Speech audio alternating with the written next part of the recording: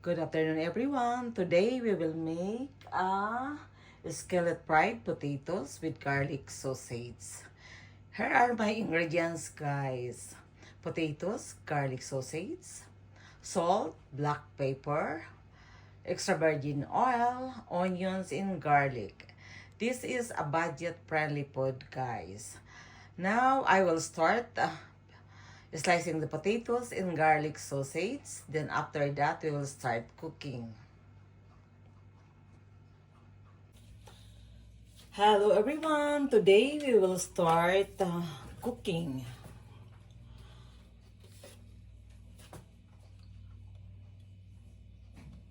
Now guys, I will saute the onions and garlic.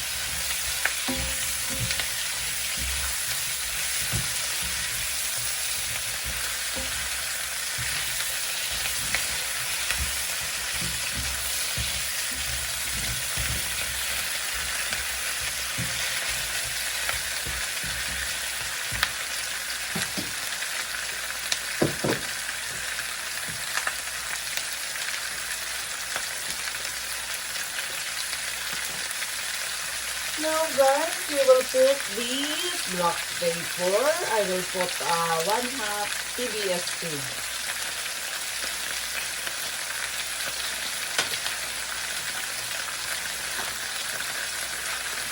Alright.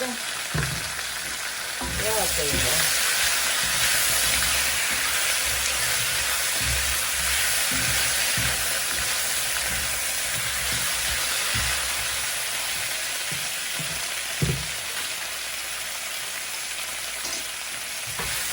But we will put this garlic sauce.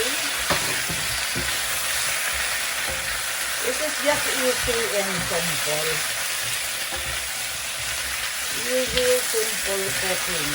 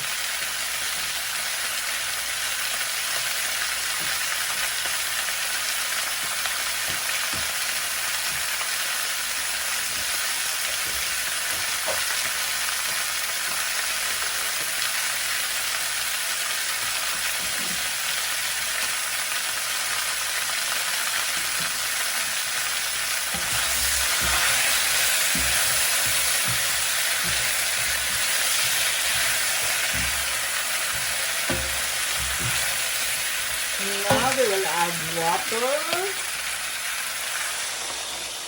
to cook the potatoes. This is it, guys. Just simple.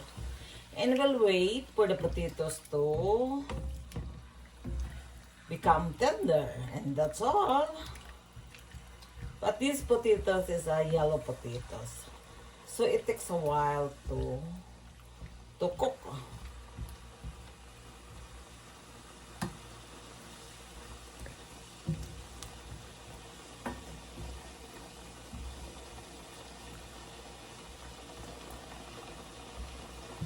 Okay guys, we will just let it simmer.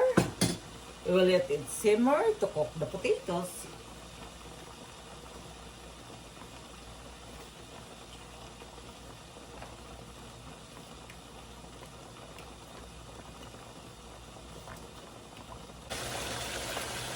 Oh well guys, this is almost done.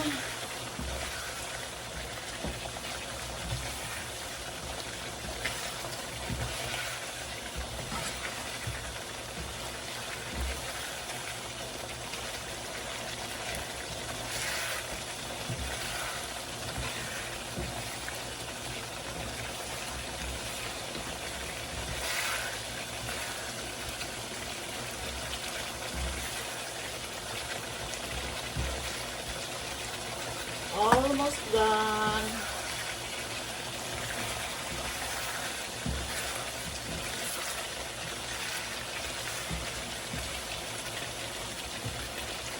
Okay guys, this is it. It's done. Now we can eat.